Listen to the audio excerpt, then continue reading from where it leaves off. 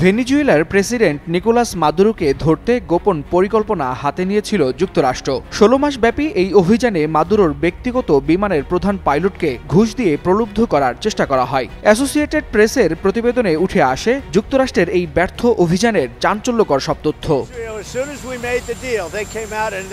প্রতিবেদনে বলা হয়, মার্কিন ফেডারেল এজেন্ট এডউইন লোপেজ গোপনে মাদুরোর পাইলটের সঙ্গে বৈঠক করেন এবং বিমানের রুট পরিবর্তন করে প্রেসিডেন্টকে যুক্তরাষ্ট্রের হাতে তুলে দিতে বিপুল অর্থের প্রস্তাব দেন। বৈঠকে ওই এজেন্ট জানান, এতে রাজি হলে তিনি অত্যন্ত ধনী মানুষ হবেন। উত্তেজনাপূর্ণ এই বৈঠকে পাইলট রাজি না হলেও নিজের ফোন নম্বর দিয়ে যোগাযোগ রাখার ইঙ্গিত দেন। এপি জানায়, এই পরিকল্পনার তথ্য পাওয়া গেছে ৩ জন বর্তমান ও সাবেক মার্কিন কর্মকর্তা এবং মাদুরোর এক বিরোধীর সাক্ষাৎকার থেকে। দীর্ঘ ১৬ মাস ধরে এজেন্ট লোপেজ এনক্রিপ্টেড মেসেজিং অ্যাপে পাইলটের সঙ্গে যোগাযোগ বজায় রাখেন। পুরো অভিযানটি ছিল একেবারে শীতল যুদ্ধযুগের গোয়েন্দা নাটকের মতো গোপন বৈঠক, বিলাসবহুল প্রাইভেট জেট, কূটনৈতিক চাপ এবং গুপ্তচরের মন জয়ের চেষ্টা।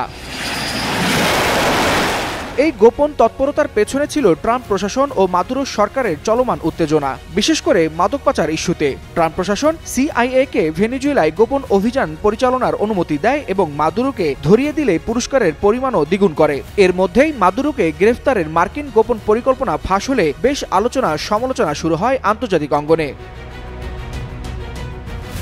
এমনকি মাদক পাচারে ব্যবহৃত সন্দেহভাজন নৌকার বিরুদ্ধে অভিযান চালাতে এবছর ক্যারিবিয়ান সাগরে হাজারো সেনা, হেলিকপ্টার ও যুদ্ধজাহাজ পর্যন্ত মোতায়েন রেখেছে প্রেসিডেন্ট ডোনাল্ড ট্রাম্প, যা এরই মধ্যে বেশ বিতর্কের জন্ম দিয়েছে। এসব অভিযানে অন্তত ১৩টি হামলায় ৫৭ জন নিহত হয়েছে বলে জানিয়েছে যুক্তরাষ্ট্র। আর মার্কিন এই তৎপরতাকে আন্তর্জাতিক আইনের স্পষ্ট লঙ্ঘন বলে দাবি করে আসছে ভেনেজুয়েলার president Nicolas Maduro. Waliul Hasanat, Jugantor news.